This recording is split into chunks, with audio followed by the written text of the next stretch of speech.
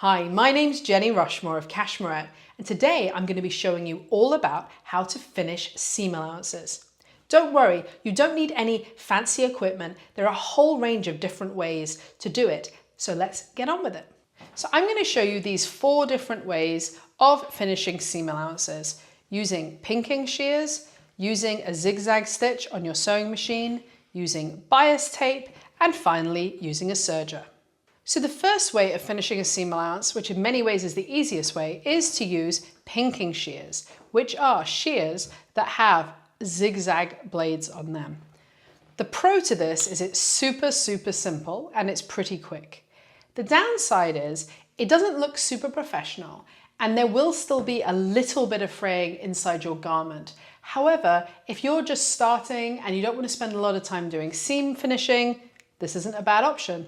So you would sew your seam, so here's the right sides together, and then you literally use the pinking shears to cut through the seam allowance. So you want to be fairly even with the edge. Don't get too close because you don't want to disrupt the thread. And then as you do this, you can see it creates a zigzag edge.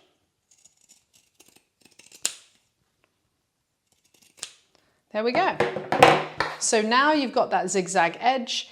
It is going to fray less. It won't stop it fraying 100%, but it certainly won't get anywhere near to the seam. And now you can press it to the side or apart, whatever the instructions tell you to do. Okay, the second type of seam finishing I'm going to show you is using a zigzag, which is good if you have a sewing machine, but not a serger, and you want a slightly more professional result than pinking. What we're going to do is we're going to sew a zigzag in the seam allowance here, and what that's going to do is stop the fabric fraying beyond that line. So I'm going to set my machine to a zigzag. I'm setting it to a zigzag stitch, 2 wide by 2 long. The exact numbers don't really matter that much. And when I put my fabric under the presser foot, I want the seam that I've already sewn to be further over to the left so that my zigzag is going in the seam allowance. And here we go.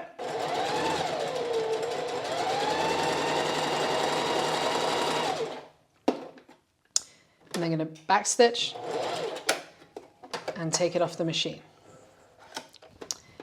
Now, in this case, I didn't sew precisely on the edge, so what I'm now going to do is go and trim it. I've now sewn my zigzag, but it's not exactly on the edge of the fabric, so what I'm going to do is now trim it. The key thing is you must not trim all the way to the thread, otherwise it's simply going to fall out. You want to just trim as closely as you can get without actually hitting the zigzag itself. So I'm leaving basically 1 to 2 threads width as I do it. So there is my finished edge. Now in this case, I zigzag them together. So when I press the seam allowance, I'm going to press it to one side.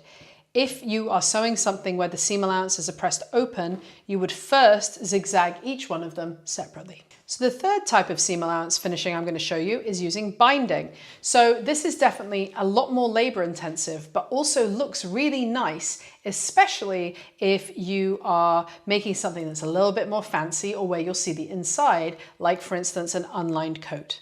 So I have my seam here, and here I have a piece of binding. This is double fold binding, which means that the edges have been folded in once on either side, and then the whole thing has been folded again. So that's the type of binding that you want to use if you're enclosing an edge.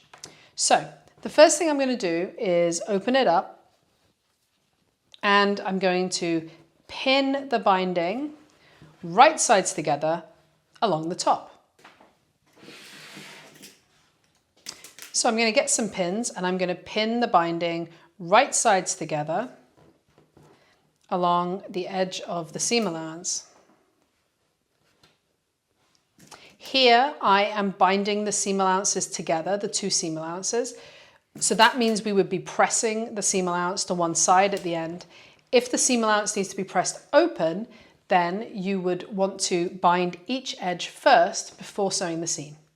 So the first thing I'm going to do is I'm now going to sew along this first fold, which in most cases is going to be 1/4 of an inch from the edge of the bias tape, but it does depend a little bit on how wide your bias tape is. So I'm over to my machine, and the first thing I'm going to do is sew down this first crease, which in my case is 1/4 inch from the edge.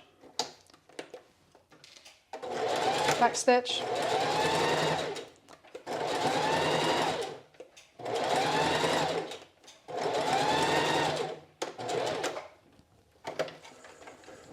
There we go.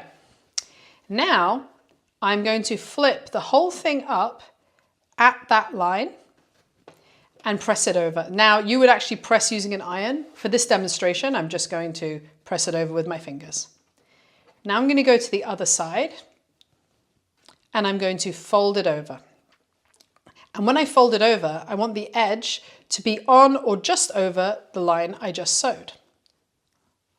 So there we go. So either side is looking like that. Now I'm going to pin it shut.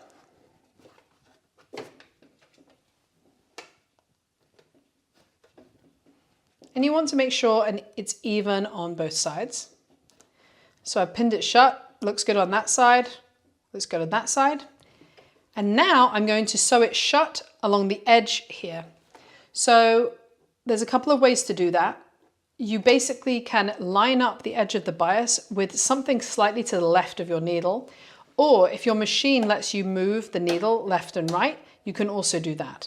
So I'm just going to line it up here, and then you want to edge stitch along the bias. So I'm going to back stitch, pull this out,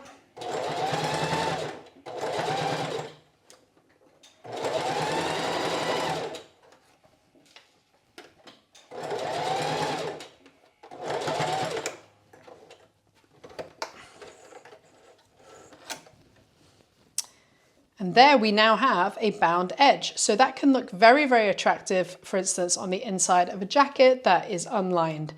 It's pretty easy to do for straight seams. For curved seams, you can do it, but it's a little trickier. So I would mostly reserve this for straighter seams. So the fourth type of finishing I'm going to show you is using a serger, also sometimes called an overlocker. So this is a different type of sewing machine that has usually 3 or 4 threads.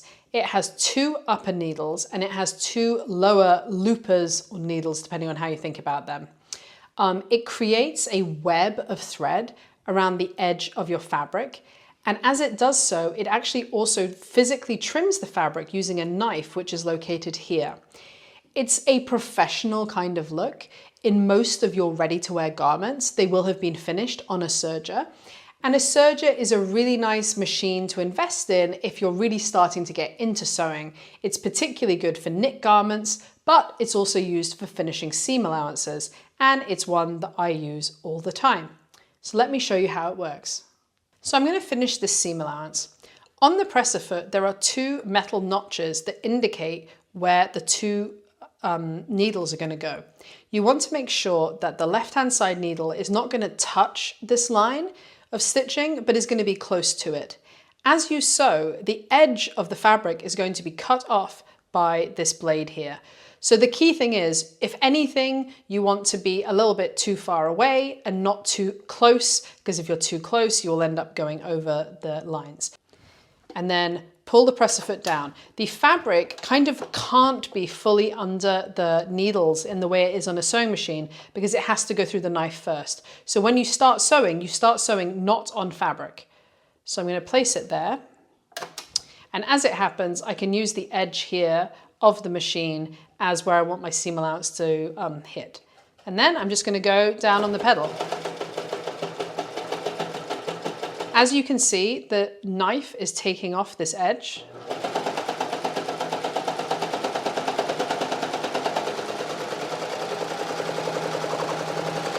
Okay.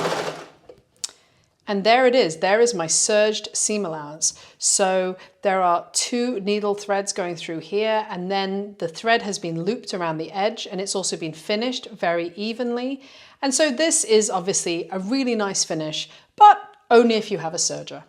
If you'd like to see more videos to help you learn to sew, head over to cashmerette.com/learn to sew.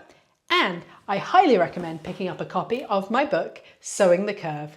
I wrote this book so that curvy people like me could learn how to make a wardrobe of garments that make you feel so confident and also fit well. I cover everything from setting up your sewing machine to understanding sewing patterns and fabric, all the way to making your first garment. It comes with 6 full-size sewing patterns in sizes 12 to 32 and cup sizes C to H. So if you're thinking about sewing, you're excited about it, but you're uncertain where to begin, I really recommend picking up a copy of Sewing the Curve.